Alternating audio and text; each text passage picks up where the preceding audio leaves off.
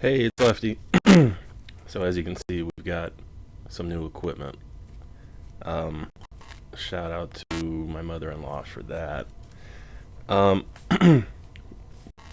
Now we've got a triple header on Showtime and a huge UFC pay-per-view. I'm not going to get as extensive into the UFC, just because I want to keep the video short. But so we've got Elijah Garcia versus, I want to get his name right, Amilcar. And of course, I don't have the other guy's full name. Amilcar Vidal. All right. So here's what I've got. Elijah Garcia is 13-0, 11 knockouts. He's been a pro since he was 16. I think he's a solid guy. I think he's a solid guy. And there's an issue with this fight. Just looking at the odds, looking at their records, who they've fought, etc. But let's talk about the good things that this guy does, right? So he uses a high tight guard. He likes that stab jab to the body. He's a southpaw. He's 6 feet. And he's been getting a lot of early knockouts.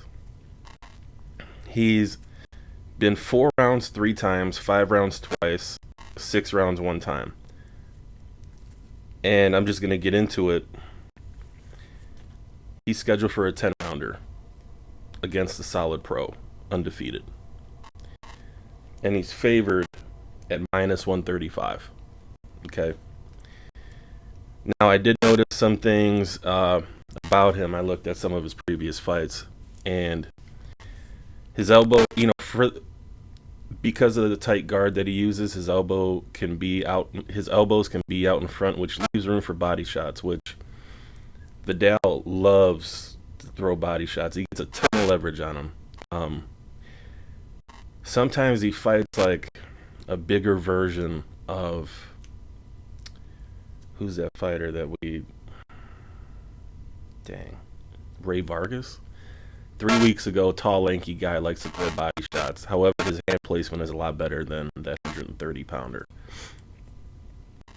He bends and bobs at the knees with the high guard. He loves coming out of the crouch with the uppercut. However, when he's pressing, he can overextend at times. And this was his last fight on May 22nd on last year.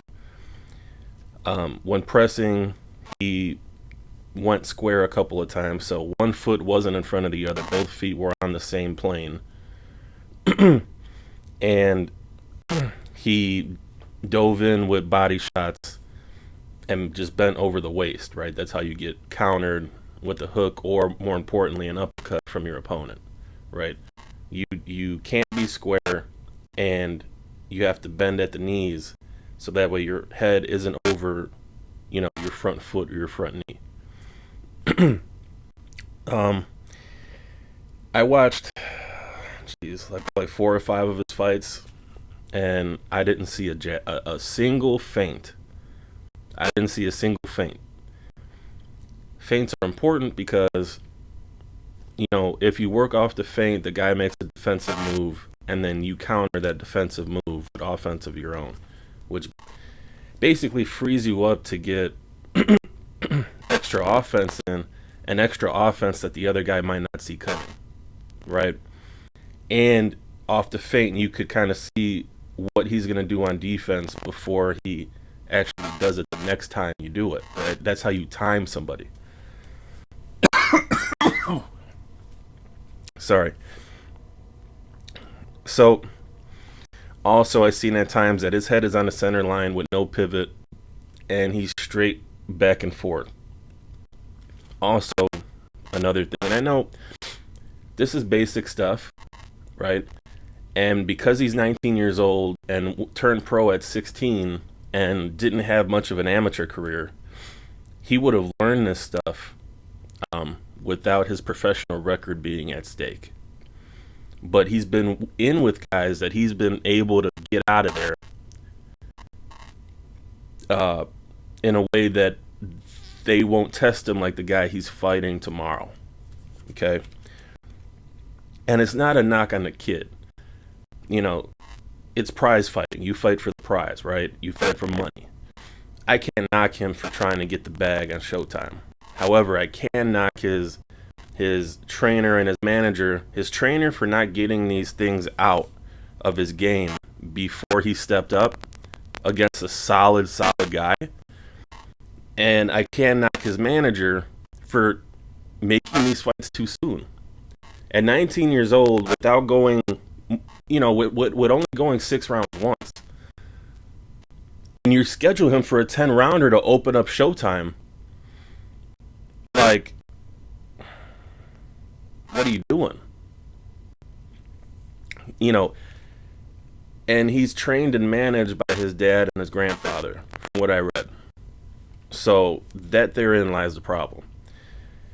I don't want to spend a whole bunch of time knocking this kid, though, because, you know, he's really brave and he's getting in there with a real pro. And if this fight goes more than 5 rounds, I mean, that's a whole lot of, you know, that's a whole lot of deep water that he's not used to swimming. So, but realistically, if I was managing the kid, I'd make sure that I got all these basic fundamental mistakes out, and then, you know, schedule him for an 8-rounder on the prelim for this fight, on the prelim for this card, right? That shows on YouTube. Schedule him for an 8-rounder. Let him go 8 rounds first before we schedule him for 10. Because the list of guys that fight the competition he's about to fight with this older dude, and the older dude isn't that old. He's 27. He's in the teeth of his prime with an amateur career. So my feeling is that I would have scheduled him for 8 rounds, make sure he gets that, iron out some of the other stuff that I'm seeing that he's doing, and then we could go for the bag, right? But that's not happening. He's supposed to be fighting this 27-year-old with an amateur career tomorrow. So, but the crazy part, and let me look at my phone real quick. As of 10:39, the day before the fight, Elijah Garcia is minus 135, right? Which, okay, people love the knockout, and that's what he does. However, the other guy doesn't hit soft either. So, but I think that the odds were even the week of the fight when they first came out with the odds, right? I caught them like a day after they came out. And Garcia was minus 15 and Vidal was minus like 110. Now, the odds say they've got the total rounds going in this fight to over 8.5. So that means at the 1:30 mark in the 9th round, a minute and a half, 4.5 minutes before the fight's going to be over, that's when they've got this, and they've got minus 280. They got a ton of juice on the over. So Vegas is saying, the bookies are saying, we think that this fight is probably going to go to a decision or late stoppage.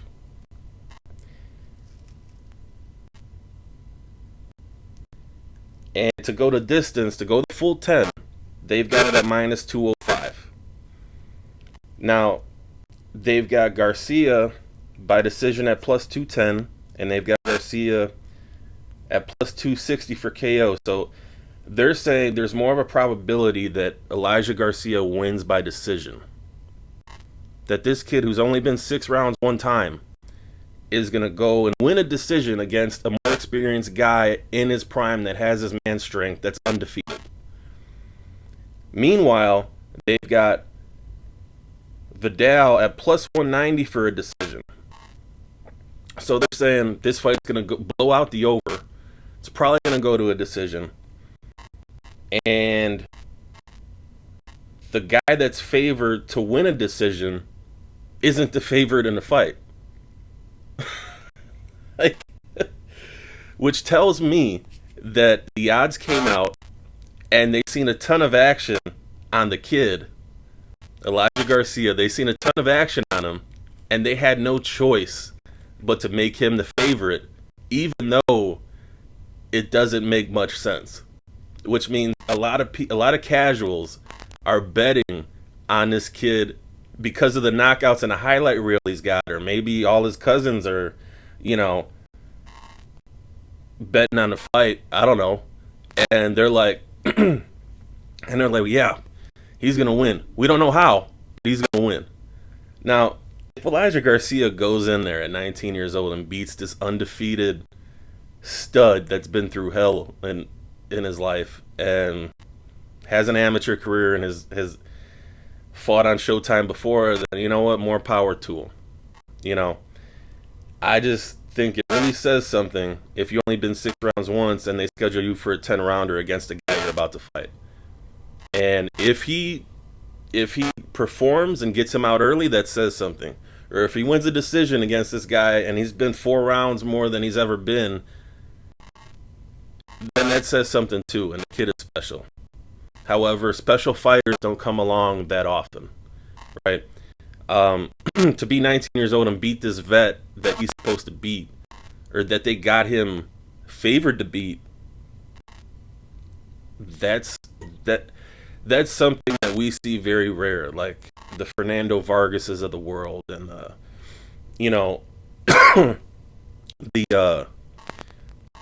I'm not gonna say Roberto Benitez because that's a whole nother level, but you catch my drift. Those special fighters don't come along that often, and odds are this guy's not that.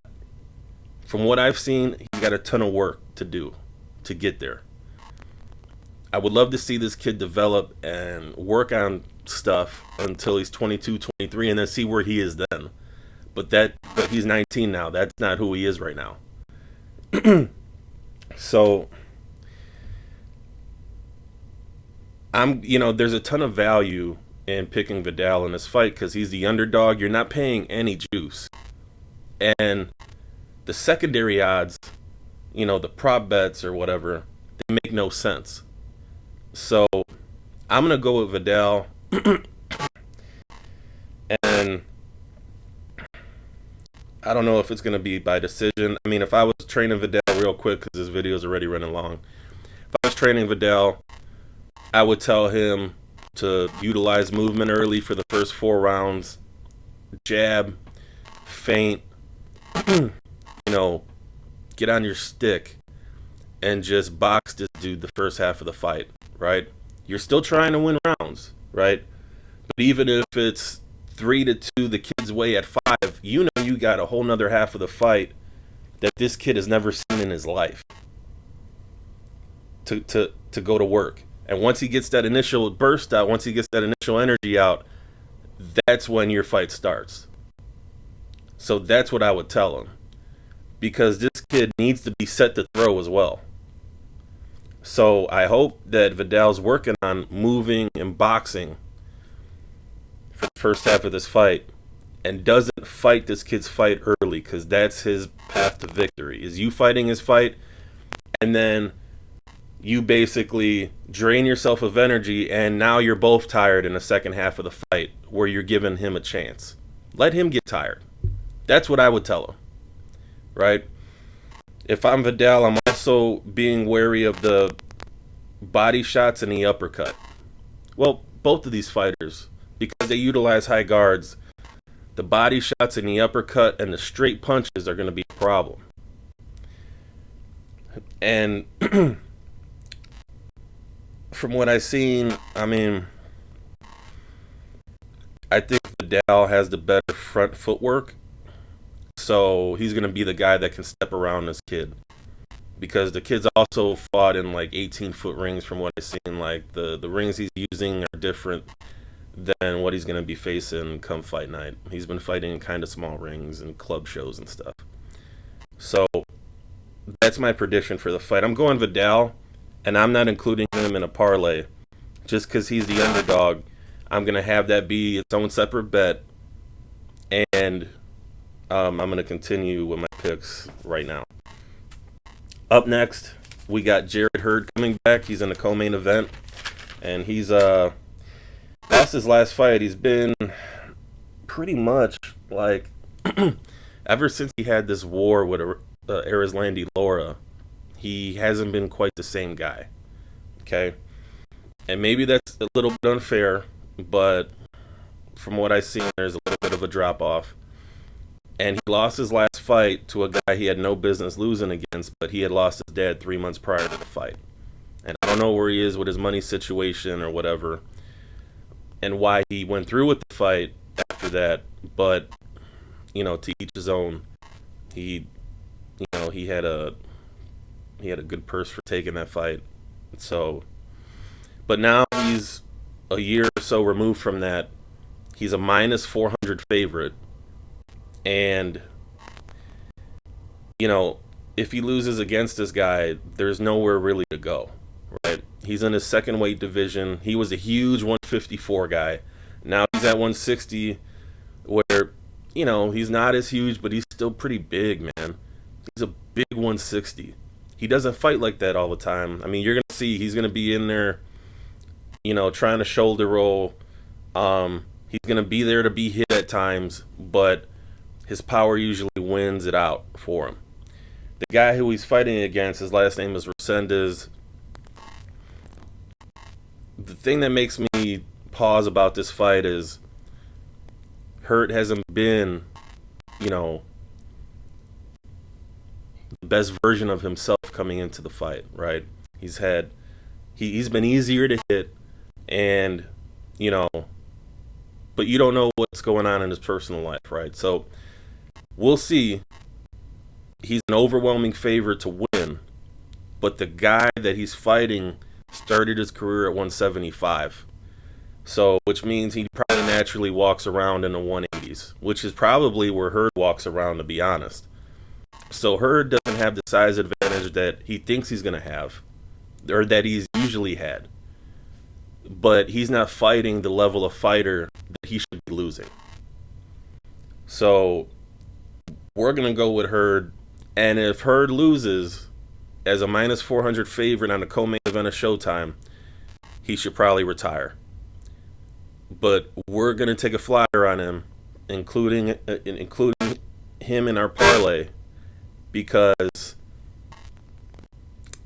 I look at the other guy's record and I don't see very much competition there. And, I'll rock with Hurd until he loses. And we'll just keep it like that. So, book it, Jared Hurd.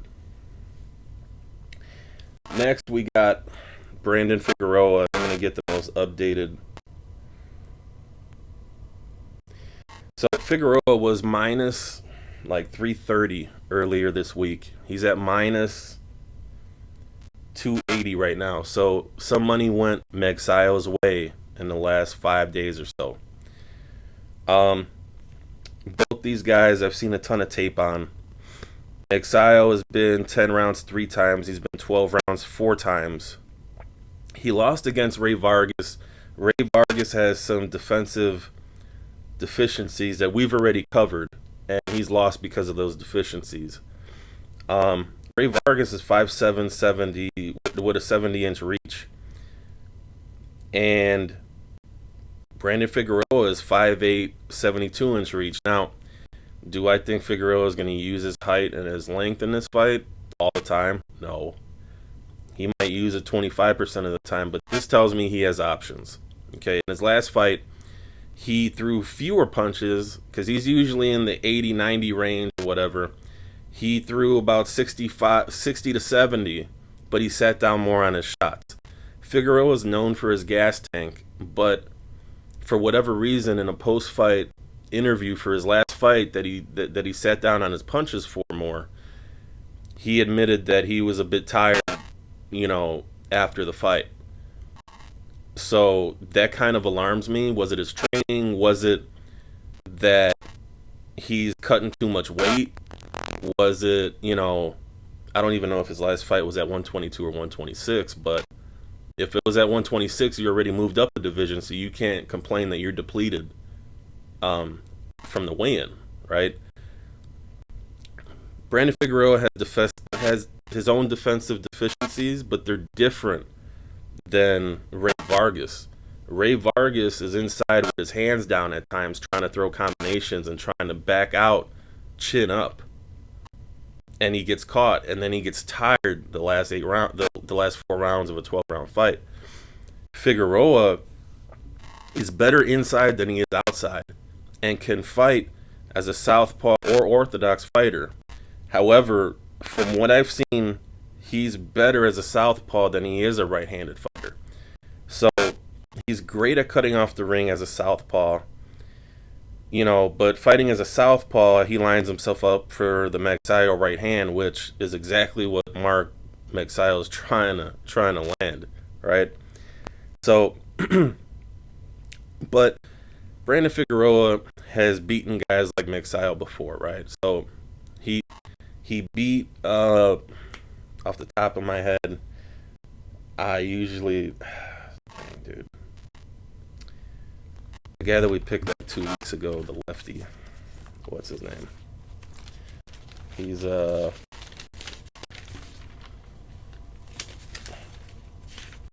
what's his name?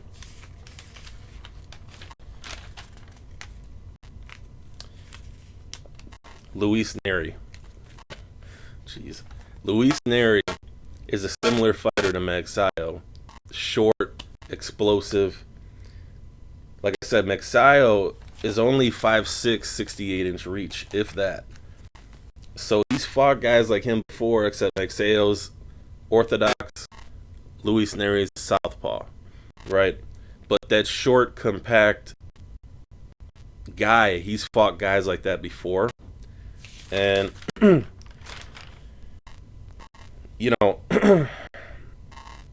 my opinion, Brandon Figueroa is a better all-around fighter and puncher than Ray Vargas. And Figueroa, when he fights, he has more consistent offensive work. Magsayo kind of fights in spurts. He throws less punches. And he really falls in. Like, if he's mid-range, he's trying to land that right hand, and he'll fall in over his feet and be square inside. If I'm Figueroa and I make a commitment to wait to counter him when he does that, I could get myself a knockout. I think that Magsayo could get worn down late. I think that if Ray Vargas is outboxing you with the kind of problems he has defensively, and you let him get a decision over you, personally, I thought Magsayo won that fight, but Magsayo obviously didn't do enough to win in the eyes of the judges, which doesn't tell the whole story all the time, but, humor me. If you allow Ray Vargas to jump up a weight class to beat you, in my opinion, Figueroa is a much better fighter than Vargas.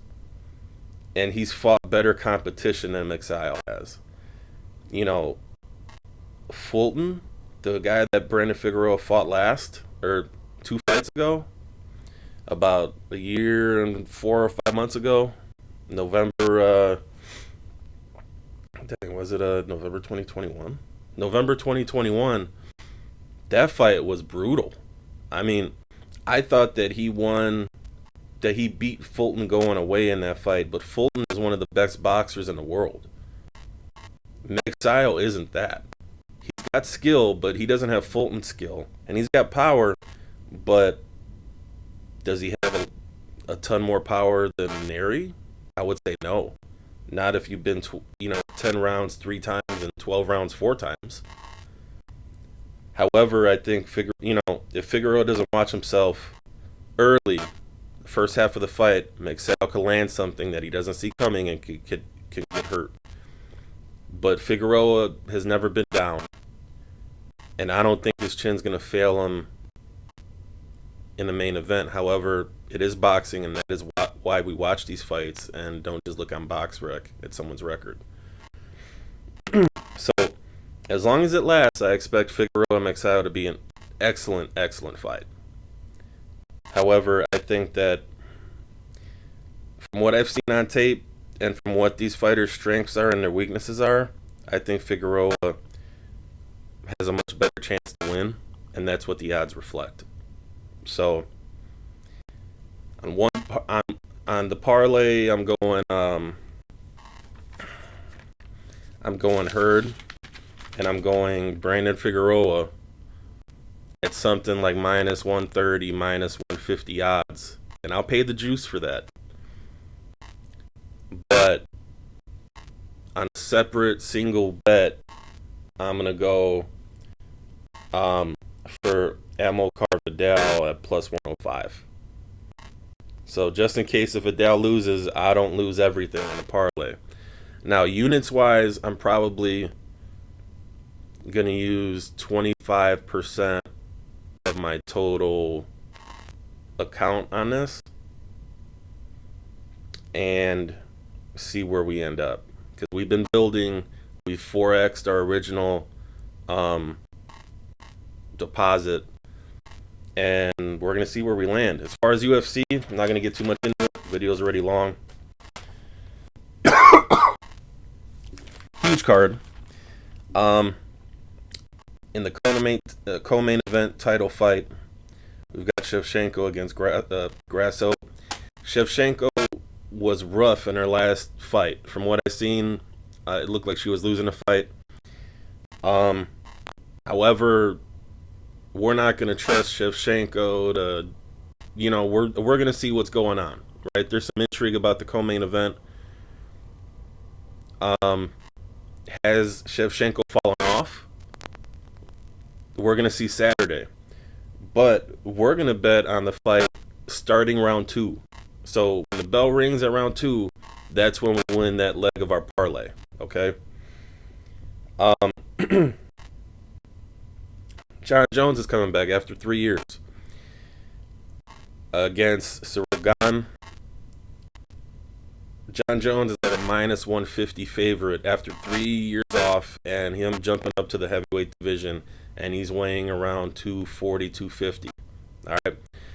He used to walk around at 240-ish, right? His brother is playing in the NFL around 250, right? So, but he doesn't look as cut up as he used to. So we're going to see how that works out for him. Cyril Gane got out wrestled by Ngannou, who doesn't really have any grappling credentials, and it certainly doesn't have the grappling credentials that John Jones has. But 3 years up, moving up a division against a much bigger guy, I'm not going to trust that as much. We're going to see how John Jones looks in this fight and then reevaluate. So instead of trying to play, like mind reader or fortune teller, usually in these championship fights, I've said this before, the first round is a throwaway, and it shouldn't be, but that's how they fight, right? Or at least the first 3 or 4 minutes. So unless you're tied to Ivasa, but so then all we got to do after round 1 is last 5 more minutes. And John Jones goes 5 rounds all the time. And Gane is a disciplined striker that isn't going to throw everything away in the first round or 2. And he's going to be cautious against a wrestler that John Jones is. And like I said, John Jones, he's there for 5 rounds. So we bet on the round 3 start. The start of round 3. Once that bell rings, we win that leg of the parlay. Like I said, most of the first round, not all the first round, is usually a throwaway. They start usually mixing it up in the second round. And then we only got to wait 5 minutes. That bell rings round 3, we're good. Third and final leg of the parlay is Shavkat. His last name starts with an R. I'm not even going to try. He's a minus 500 favorite against Jeff Neal. Do I think that he should be minus 500? No. But maybe he knocks him out. I don't know. I'm not about to sit here and play fortune teller. All right? That's not my game. However, we're going to use this as an odds booster to get us to even money. right? When I put in this bet, I had Shevchenko round 2. Well, the Shevchenko fight going around 2, John Jones and Gane going around 3, and I have Shavkat R at minus 490 for even money. We're at exactly plus 100 for our bet. I think that that's probably the safest way to play and the safest way to get, you know, to build your bankroll this weekend. So that's it. Hit me up in the comments. You already know the deal. To those that stayed the full 30 minutes watching this marathon video, thanks. And I'll catch you later.